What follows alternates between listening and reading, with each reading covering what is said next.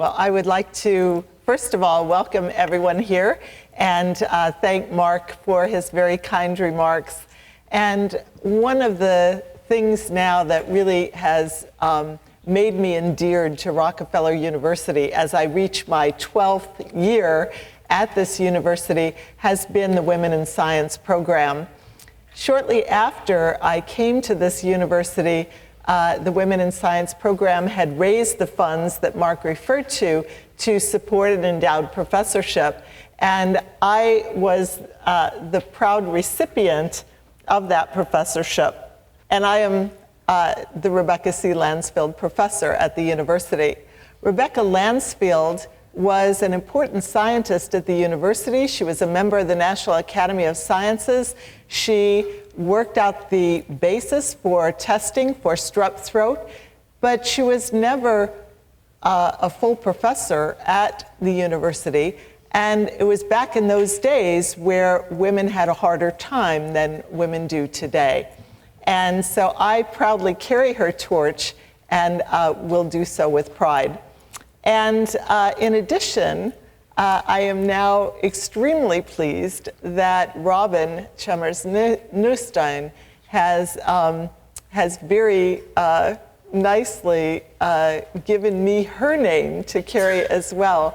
And the laboratory is extremely proud to have your name, Robin, associated with us. And I couldn't be more delighted. And Robin has been instrumental as a part of Women in Science and a part of Rockefeller University. So I thought I would tell you a little bit about my work on stem cells. Specifically, we work on adult stem cells of the skin. And I thought I would put it in historical perspective. If we go back to the origins of stem cell biology, it was really only in the late 1800s that the term stem cells was coined. Back then, people were referring to stem cells as essentially the cell from which all of our tissues derive, so effectively the fertilized egg or the germ cell. It wasn't until the early 1900s that this person here, Alexander Maximov, was a Russian scientist. He fled the Russian Revolution and joined the ranks at the University of Chicago long before I was associated with the University of Chicago. And he was a cytologist studying the hematopoietic system. And he proposed at that time that there was a single cell, a stem cell, in the bone marrow that was responsible for giving rise to all of the cells of the blood and the immune system. That was the first concept that adult stem cells might exist in tissues, but it was yet another 60 years later before experimental evidence came on the scene. This was the pioneering work of Till and McCullough, who were Canadian scientists, and they took a laboratory mouse, irradiated its bone marrow, and then started to reconstitute that bone marrow by feeding it with cells from a healthy bone marrow. And they found that a single cell taken from a healthy bone marrow was sufficient to be able to reconstitute the entire blood and immune system. That really then demonstrated the existence of stem cells. And we now know that virtually all of the tissues of our body have these resident cells sitting in our adult tissues. And those resident cells, these stem cells, are necessary in order to replace the dying cells that get wear and tear in our tissues on a daily basis. And they're also important to repair our wounds. If you get a wound, you expect your wound to heal, and the reason why it does that is due to adult stem cells. So then it was another 15 years later after this that the first stem cells were ever cultured. Back then, I was a graduate student at Princeton University, and I heard a lecture by Howard Green, who was then at MIT. And Howard had just discovered the method of taking human skin and being able to isolate from it cells that could be passaged endlessly without losing their stemness and still able to regenerate tissue. I was very excited about this finding, and I went to his laboratory to train. Shortly after I started at the University of Chicago, my graduate students were already generating three-dimensional epidermis starting from scratch from these individual adult stem cells. Howard Green went on to develop this method for the treatment of burn patients.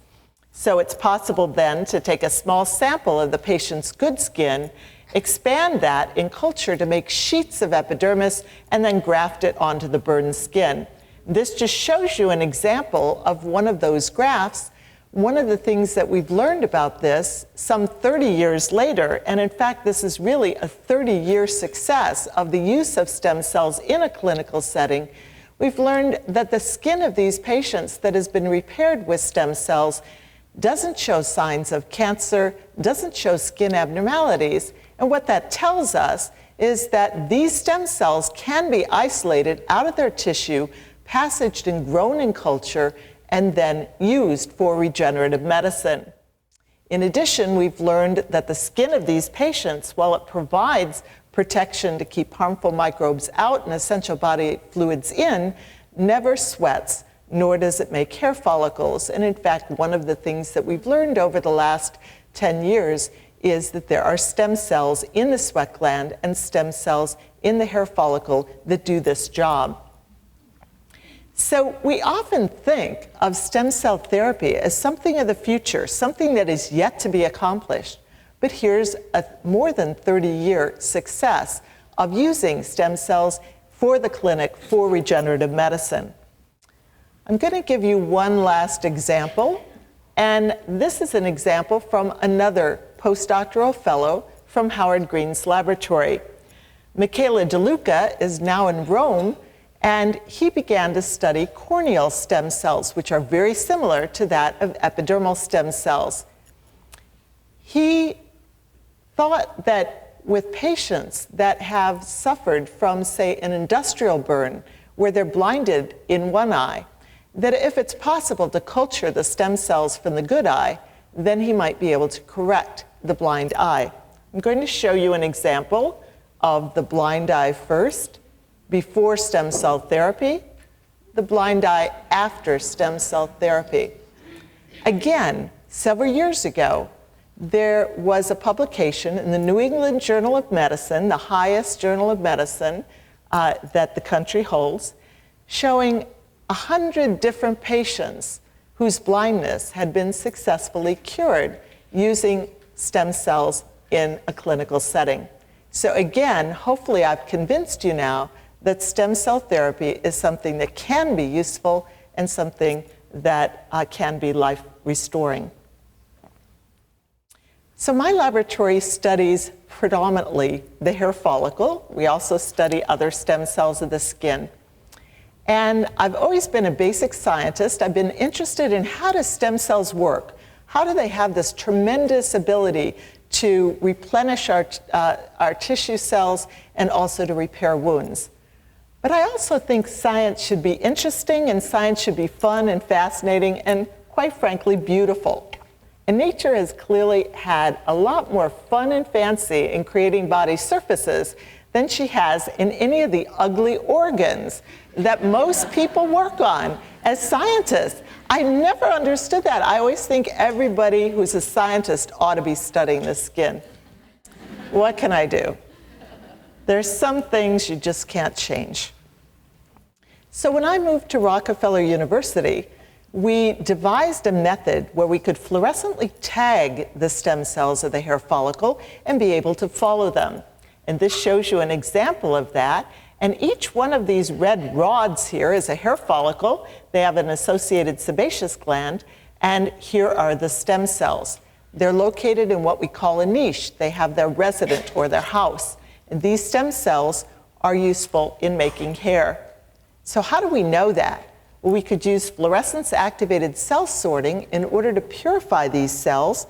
And what we did was to use the same approach that Howard Green used to culture cells. We could culture these hair follicle stem cells and then take a single clone derived from a single one of these stem cells, and we engraft it onto a hairless mouse.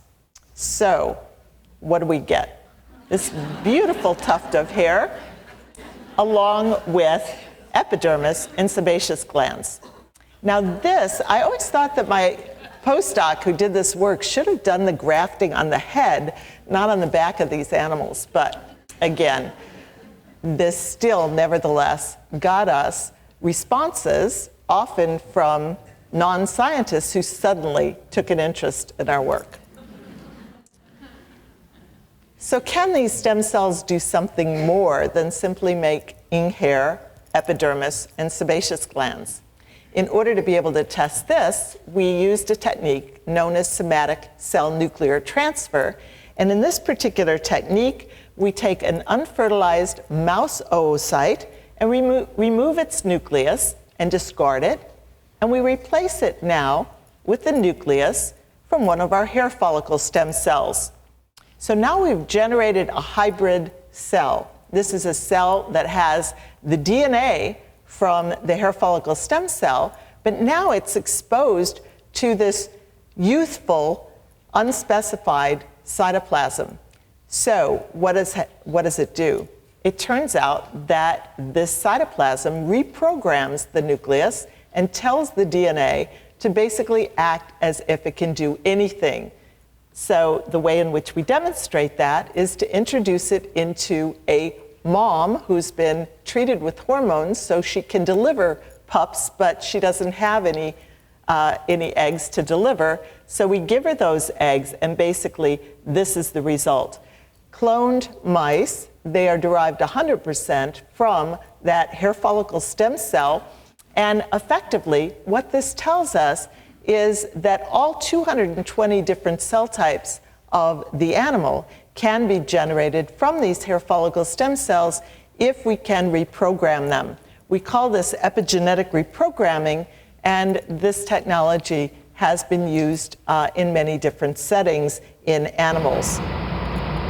But now we get to the point where these mice can run around, they can give rise to healthy litters, so that tells us that these stem cells have potency. Now we get to the pioneering work of Shinya Yamanaka, who in this case took an adult skin cell. It doesn't even have to be a stem cell. And he wanted to know the difference between the adult skin cell and the embryonic cell. What he did was to identify 4 different regulatory factors, and if he switched them on in the adult skin cell, he could convert the adult skin cell in a petri dish to what we call induced pluripotent stem cells. You've probably read about this, heard about this, and that's the technology that is involved. So this now has tremendous potential, because now these cells can theoretically be differentiated into any of the 220 different cell types of the animal if we know enough about what coaxes these stem cells along a particular lineage. So we have to learn a lot of developmental biology in order to be able to understand these steps. But now it starts to afford a much broader spectrum of potential for regenerative medicine than simply the 2 examples that I've given you thus far. My laboratory carries out reprogramming in smaller steps. In this case, we're interested in the hair follicle stem cell and what are their regulatory factors that are not expressed by other cell types. So we identified a whole series of different regulatory factors, and they tell the stem cells what to do and what not to do. So here's an example, LHX2, and what we learned is this regulatory factor tells the stem cells to make hair, don't make an oil gland. So if we switch it off, we end up getting oil glands instead of hair follicles. Another regulatory factor, SOX9, tells the stem cells to make hair, don't make epidermis. So if we switch it off, now we find that the stem cells make epidermis and not hair. Another one, and one of my favorites, is NFAT-C1. This is a regulatory factor that we learned tells the stem cells, I need a rest. So where do we see this factor upregulated? You all probably know that as you get older, your hairs get thinner and your hair follicles spend more time at rest. And yes, in fact, this regulatory factor is very highly expressed in aging hair follicle stem cells. And the other interesting aspect is that if we dampen down the levels of NFAT-C1 in a laboratory mouse, at least, we can make youthful hair follicle stem cells. Might have promise, might not. We have to do the experiments. So here's another example. We're carrying out a collaboration with a group at Cornell Weill Medical School. There we're interested in what are the differences between a hair follicle stem cell and a corneal stem cell. Now, why should that be interesting? Well, think about a case where there's an industrial blindness accident and causing total blindness in both eyes. There's no good stem cells to culture. If we could take a skin stem cell and convert it into a corneal stem cell, now we might be able to treat total blindness. So these are avenues that we're currently studying and that are studies for the future. But why else do I work on hair follicle stem cells? Well, this is the perfect system to be able to understand how do stem cells work? What turns stem cells on to get them to make tissue or repair tissue, and what turns them off again? Because the hair follicle undergoes these cyclical bouts of activity. You've probably all noticed that your hairs grow sometimes, they grow very fast, and then all of a sudden the hairs seem to stop growing for a while, and sometimes they fall out. Hopefully, they'll regrow again. And that's due to this process of the hair cycle. But what we know is that as the hair follicle undergoes its cycle, with every cycle, the resting phase gets longer as we age. And I just told you about why we understand what's going on there. But we've also learned the go signals and the stop signals, what makes the stem cells begin to make a new hair follicle and what causes them to go back to a resting phase at the end of the cycle. So essentially, we've come full circle in the last 10 years of understanding how do stem cells switch on to make tissue and how do they switch off again to stop making tissue. And we've learned these phenomena by understanding how the hair grows and how it undergoes a return to rest. What we know for the scientists in the audience is that the go signals are Wnt signals and sonic hedgehog.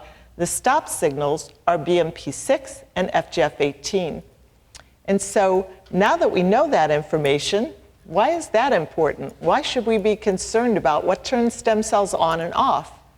Well, first of all, we now might be able to figure out how to promote hair growth. That wouldn't be a bad thing. We also might want to be able to prevent hair growth, and in some cases that's not a bad thing either, if it happens intentionally. And it also might allow us to understand how to accelerate wound repair. And there are many different conditions, for instance, diabetes, where wounds don't repair very well, and it would be very helpful to be able to improve upon those types of methods. But it's also important, turns out, to understand the genetic basis for cancer. Because as we've been studying the basic mechanisms that stem cells undergo in transitioning from a quiescent phase to a tissue-generating mode and back again to put on the brakes of stopping those stem cells in action, what we began to realize is effectively cancer hijacks these basic mechanisms.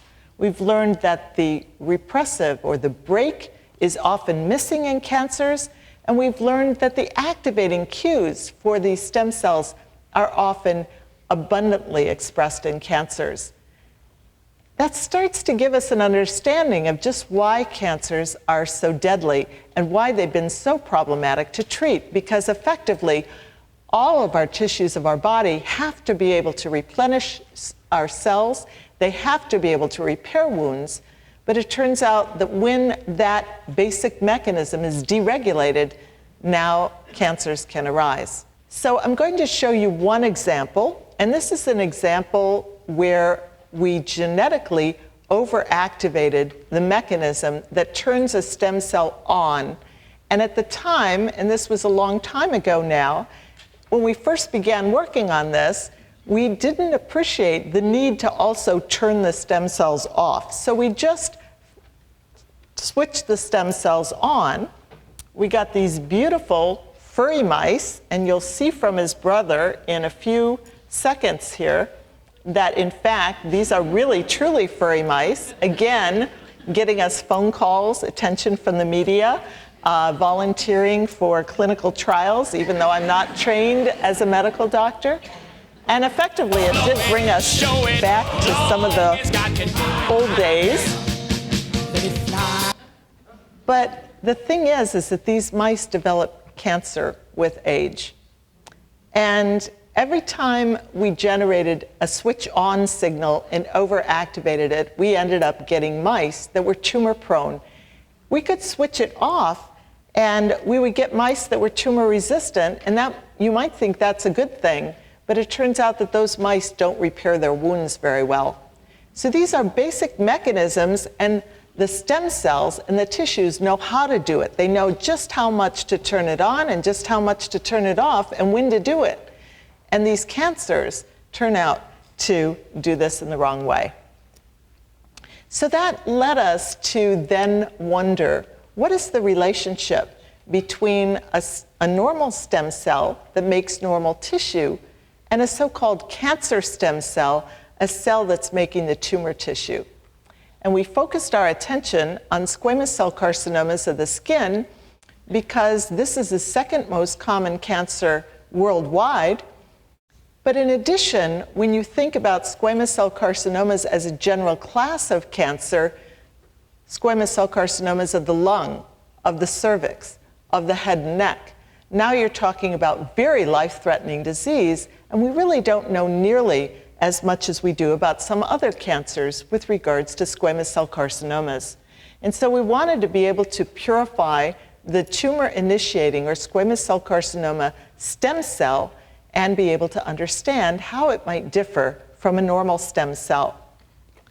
So a couple of years ago, we published on this study, and the surprising aspect is that there are literally hundreds of differences between normal stem cells and cancer stem cells. There are new transcription factors that are only expressed by the cancer and not expressed by normal stem cells. There are factors that recruit blood vessels, and we know that the blood vessels need to be recruited in order to fuel the cancer.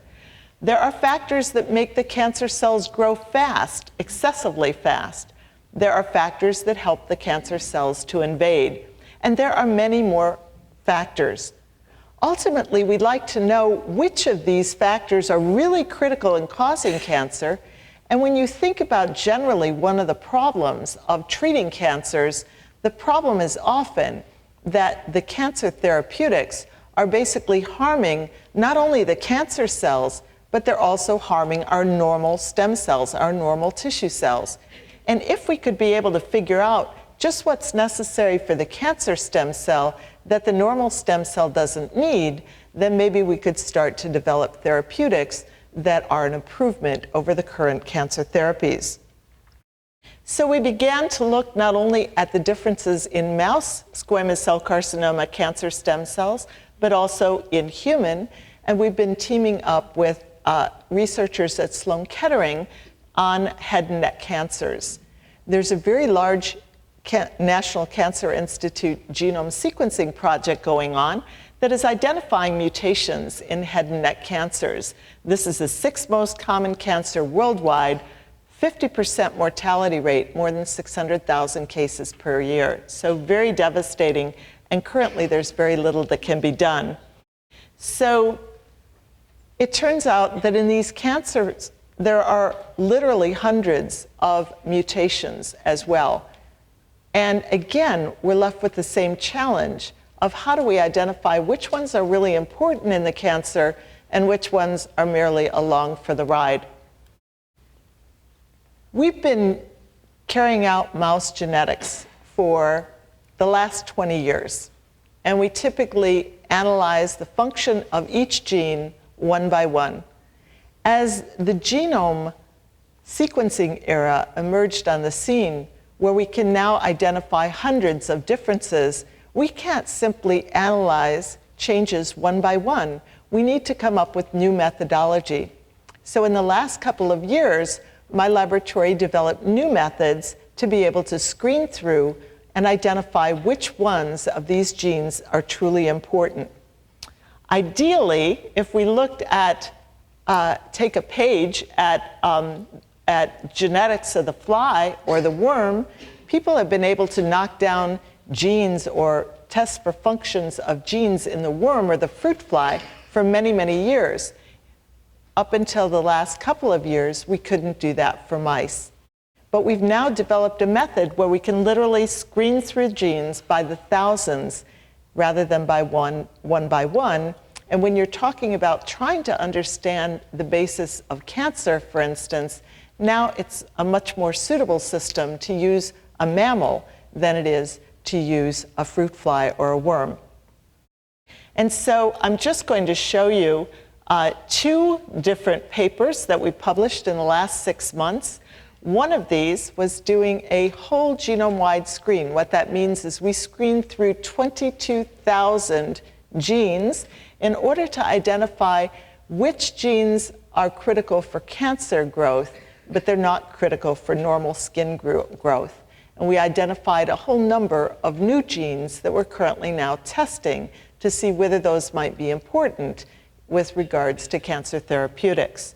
In addition, we did the flip side of the coin, and that is to screen through those hundreds of genes that have been mutated in human head and neck cancers and find out which ones are really critical for cancer. And again, this has allowed us to identify brand new cancer-causing genes or tumor suppressor genes that were not on people's radar screen for typical cancer genes, but we've demonstrated are important in driving head and neck cancers. So that's really the message that I wanted to take you to today. I started with the historics and went up to the current era. And basically, since I've been involved in stem cell research over this past 30 years, it's been an exciting time in the field. We've carried this through to understanding the behavior of these cancer stem cells, of normal stem cells. We've identified epidermal stem cells, hair follicle stem cells, sweat gland stem cells, and we've been working on identifying the genetic basis of a number of different diseases, including most recently cancer. And hopefully there will be new and improved additions to this story as we move on through our research. I'm showing you here my entire current laboratory. It is an international laboratory, and in fact, if I look at the history of my own research, I can pretty much say that I think virtually every single country of the world has been covered at some point in my career, and that's the way I like it. And I just wanted to finish then with this slide, which shows you actually not even a full repertoire of the women in science researchers in my laboratory, graduate students and postdoctoral fellows who have been funded by this Women in Science program over the years. I just mentioned Elena Eskova is now an assistant professor at the Stem Cell Institute at Mount Sinai School of Medicine. I mentioned Ellen Ezrati, who's here today, who's just about to transition to start up her own laboratory as an assistant professor at Columbia University. I mentioned Valerie Horsley, a former Women in Science postdoctoral fellow who's just been promoted to associate professor at Yale University. Yejing Gay just received a prestigious Department of Defense breast cancer fellowship, and she's a current postdoctoral fellow in my laboratory. Chungying Chang was a graduate student in my laboratory, and she's now conducting her postdoctoral studies with a very important laboratory at Stanford University. Irina Matos is here today. She's currently a postdoctoral fellow in my laboratory, as is Catherine Liu, as is Li Shi Li, and and Li Shi I don't have a picture of, but she's the recipient of a very prestigious Helen Hay Whitney postdoctoral fellow. Tamara Ospenskaya is a predoctoral student who was funded initially by Women in Science. She received a prestigious Howard Hughes Medical Institute International Fellowship, and Juan Wang is a resident in pathology at Cornell School of Medicine. So this should, I hope, inspire you to see just what your accomplishments in terms of raising all that funds can do for not only Rockefeller University, but really thinking more broadly about really establishing the best and brightest minds of our country and giving them a chance, and particularly when we consider that at least 50% of those are women, that this really begins to equal the planes. And I'd really like to finish by thanking again Women in Science for all that they do, and Rockefeller University for all that it has done in terms of supporting me. Thank you very much.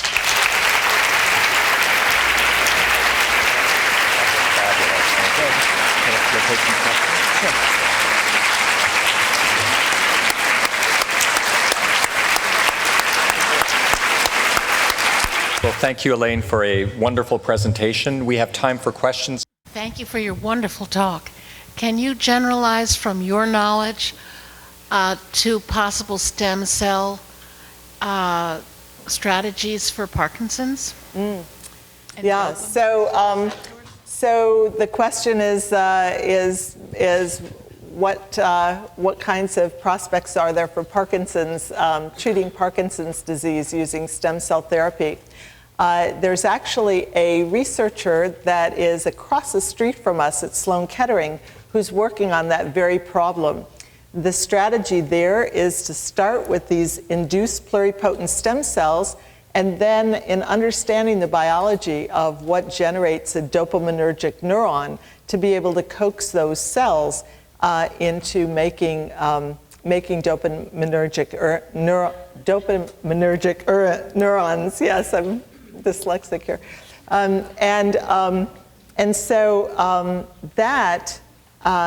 He's doing that study, and then also one of the really wonderful advantages of this type of technology is that you can make induced pluripotent stem cells not simply from a normal individual to understand the normal process of these neurons, but also from the Parkinson's patients, so that one can begin to understand what goes wrong and when it goes wrong. And one of the really severe aspects about neurological disorders is that often a good number of our neurons are already degenerated by the time we show any symptoms of disease. And so that's been a long-standing problem, not only with Parkinson's, but also with many different types of neurological diseases. By the time it gets to the stage where a research scientist, for instance, could study the tissue is often damaged beyond repair. And so I think these types of strategies are going to be particularly useful, both in understanding and then also in terms of thinking about how to treat, with what kinds of drugs, can we make new and improved drugs. If you've got the two different cells in culture, one a Parkinson's patient neuron and the other a normal neuron, now effectively you can do the drug treatments initially in a petri dish rather than on patients. So I think there are just many different methods of new and improved research and therapies that are being tried in those arenas. I'm wondering, since you had shown that a blind eye could be made to see, what's happening with macular degeneration? Yeah.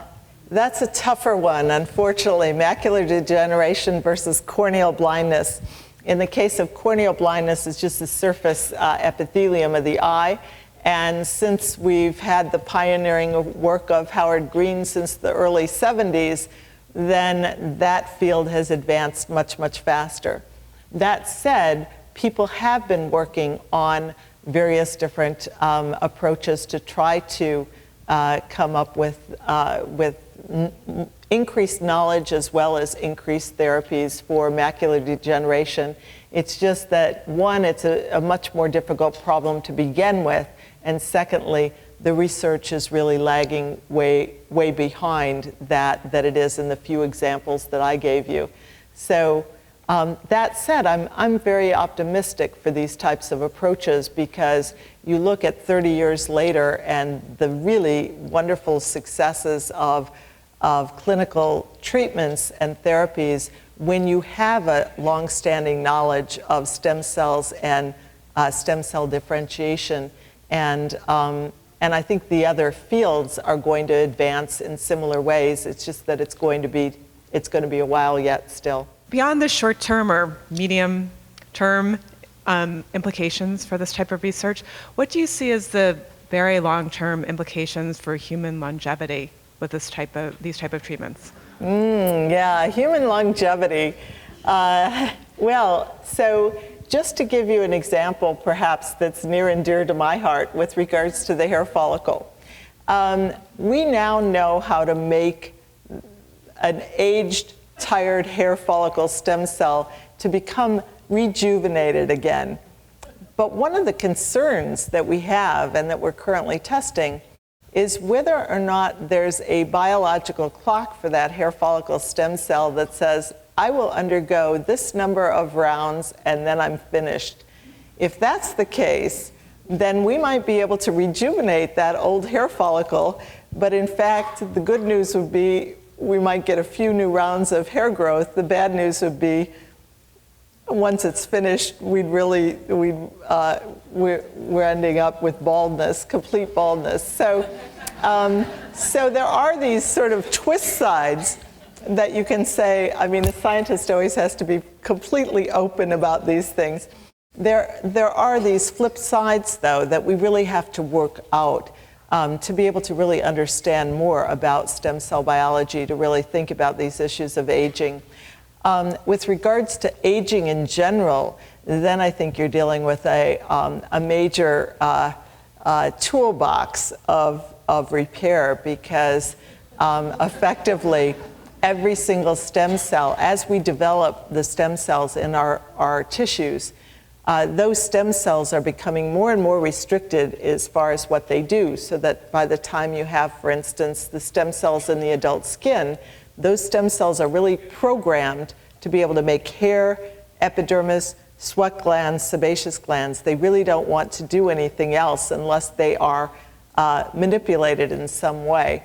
And so to really think about replenishing stem cells from all of the various different tissues of our body, that's probably going to be at least another century of research involved. But there are certain types of stem cells that can be improved upon, and certainly we know that with regards to bone marrow and bone marrow transplantation, which is another good example of the use of stem cells in a clinical setting, those have had major advances, and typically they're used for replenishing essential aspects of the bone marrow. But if you've ever seen anyone after a bone marrow transplant and they happen to be, or after even after a transfusion, and they happen to be an elderly individual, you'll notice that for a few days period of time,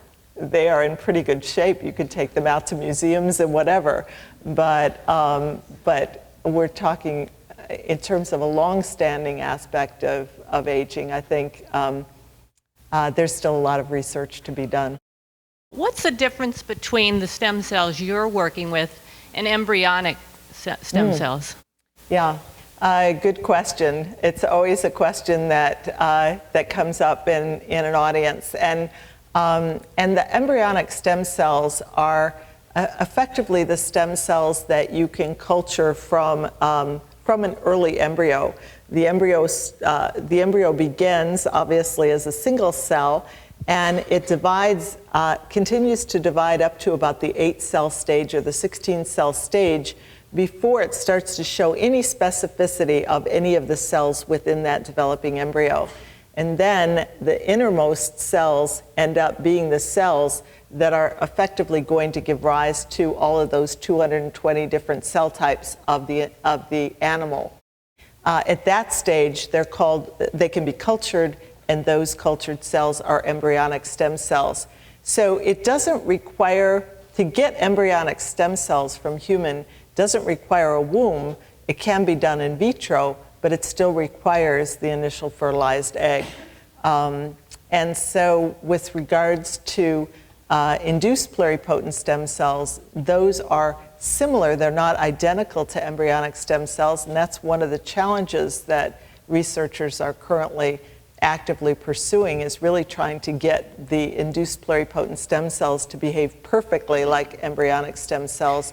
And there, the advantage is, of course, that you can just take a piece of skin and be able to generate induced pluripotent stem cells from them. But as tissues develop, they receive these marks called epigenetic marks that give them essentially a memory of what they were doing along the way during the course of development.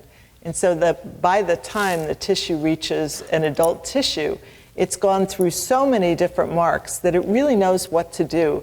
And you can see the importance of that. The stem cells really have to know exactly what to do, switch on at the right time, switch off at the right time, make the right tissue, because if they start making the wrong tissue in the tissue, then there's a real problem. And so over evolution, we've developed this system, and in order to be able to reverse it, one has to know about the various steps along the way. And I think that's one of the reasons why the whole field of stem cells for regenerative medicine really requires a lot of basic understanding of developmental biology in order to be able to go hand in hand to make these kinds of therapies possible.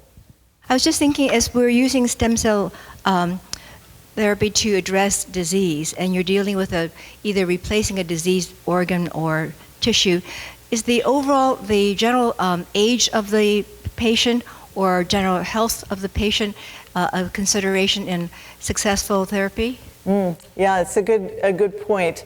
Howard Green, back when I was a postdoctoral fellow in his laboratory, was actually interested in that very problem, and he cultured skin stem cells, epidermal stem cells, from patients of different ages. And what he showed was that the major difference in terms of the aging epidermis versus the youthful epidermis is mostly due to sun damage. So that if you culture an 85-year-old from sun-exposed area, those stem cells will grow and divide a couple times, and then they'll just undergo senescence. Whereas if you culture the opposite side of the skin, those cells can be passaged for a great number of times. So that really tells us all a message. On a rainy day like today, we don't need to worry about it, but it is a message to keep track of. That said, there are other aspects of aging that are playing a role in it. Part of it, we've been studying the stem cells of the skin, and in that case, there are signals actually in a mouse that come from the old fat of a mouse that are placing the brakes on those stem cells and keeping them in a longer period of rest. In the case of a muscle, for instance, there are systemic factors so that you can fuse or give the laboratory animal fresh young blood and actually restore the muscle stem cell activity. And so different stem cells in different tissues respond to aging in different ways. But it's a fascinating area, and the question before about what can we do for the fountain of youth becomes more problematic, but from the scientist perspective, it's an absolutely fascinating area. Will that be used for the use of a sort of cord blood cells for future use for a bone marrow stem cell transplant? Would they use those cord blood cells for anything else? Yeah, so the issue of cord blood stem cells, that is still it's still an open question. There are many people that have been preserving the cord blood of their newborns for the hope that by the time they will ever need it, that someone will have figured out how to recover good, healthy stem cells from it. But there's still a lot of discussion and a lot of research that is being done to try to identify whether or not there are pluripotent stem cells that exist within the cord blood and whether that will be useful. There is one clinical trial that I'm aware of from a researcher at Harvard Medical School who actually has his MD and sees patients, but he works on zebrafish. And there, one of the issues dealing with cord blood is really from a transplant for the hematopoietic system. And one of the problems is that people generally need 2 cord bloods for those types of transplants. And so he basically did a screen that just looked at how to get zebrafish hematopoietic stem cells to divide and generate a few more stem cells. And that screen then, coming from a zebrafish study, is now in clinical trials because if one could reduce that cord blood to 1 cord blood, then it would be a big advantage in terms of those types of treatments. But for cord blood and simply having that as, say, a source of pluripotent stem cells for which one could generate theoretically any type of tissue, that's still an experimental, debatable issue, and there's really, the evidence is still lacking with regards to the importance of that. When men and often women tend to lose some hair, it tends to be from certain parts of the head. I'm wondering if there's significant difference in the hair follicle or other factors that cause certain of that kind of activity, and if there's any interesting things that might be useful in the relatively near term. Yeah, so that's a great question, actually. So the issue of what about our hair follicles from different parts of our body? And there are many differences.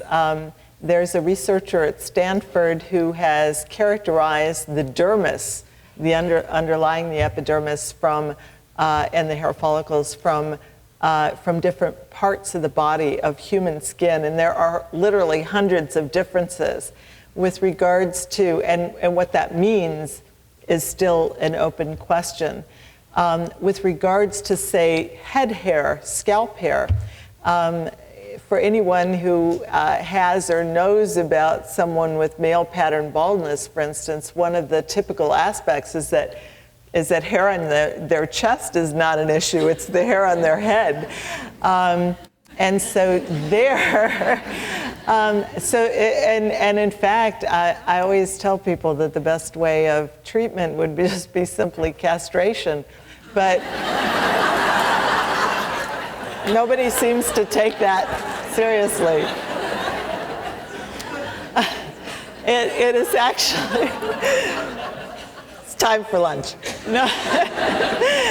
It's actually, so there's some better understanding of having, there's actually a very potent testosterone-like hormone called dihydrotestosterone that is made in excessive abundance that is involved. That's why the difference in terms of male pattern baldness. And in terms of the scalp hair, there's a difference in that particular enzyme versus say, the chest hair.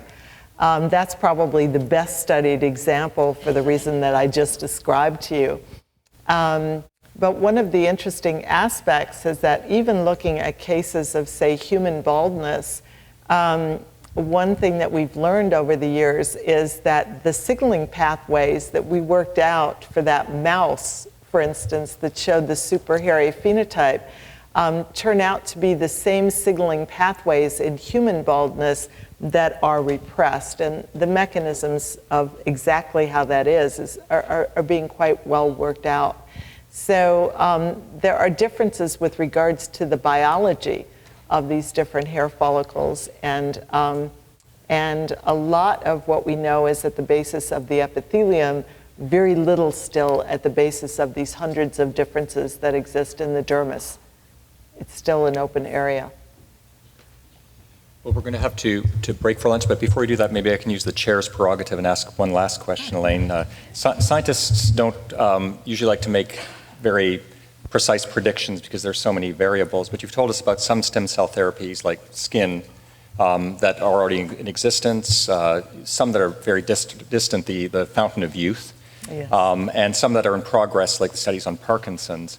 But if you were to look out 5 to 10 years from now, where do you think we're most likely to see other stem cell therapies make their way through the clinic? Is it for cardiac stem cells, liver stem cells, pancreatic stem cell for diabetes? What are your top 2 or 3? And we'll forget the other therapy you mentioned for male pattern baldness. We'll leave that out of it. But your top 2 or 3. Yes, yes. So one of my favorite comes from work that's being done by Doug Melton's group at Harvard. And he has been, he was working on frogs and pancreatic development in frogs at the point at which his son was diagnosed with type 1 diabetes. And he's changed, for the last 20 years, has changed his entire laboratory to focusing on coming up with therapeutics for diabetes. And he's actually made quite a bit of recent progress in the ability of taking embryonic stem cells and being able to coax them along and get good, healthy beta islet cells. I think it's still something of the future with regards to the predictions of when that might find its way into the clinics, but I'm hopeful, and given really top-notch scientists that turn and devote their attention toward these kinds of problems, to me, those types of approaches are much more likely to come up with future therapies. I think there are equally a number of people that are working on Parkinson's disease, many people looking at dopaminergic neurons and the ability to really differentiate those cells. But perhaps the third area that I think is promising comes not so much from the use of stem cells in regenerative medicine, but the use of stem cells for drug therapies. Because for cardiac treatments, it's very easy now, easy in retrospect, for scientists to be able to differentiate various different embryonic stem cells or induced pluripotent stem cells into cardiomyocytes. And there are a number of different groups that are doing this for various different heart diseases, for sudden death syndrome, heart syndrome, for a whole variety of different heart disorders. And all of a sudden, having all of these different heart disorders, much as I described for Parkinson's disease, in a petri dish, where you can now really start to test out drug regimens, which ones work, which ones don't work, testing out new drugs. I think that avenue has got to be at least as promising and exciting for me, and perhaps even in the long run, of greater value with regards to fronts than many of the aspects of regenerative medicine. Well, thank you again, Elaine, for that.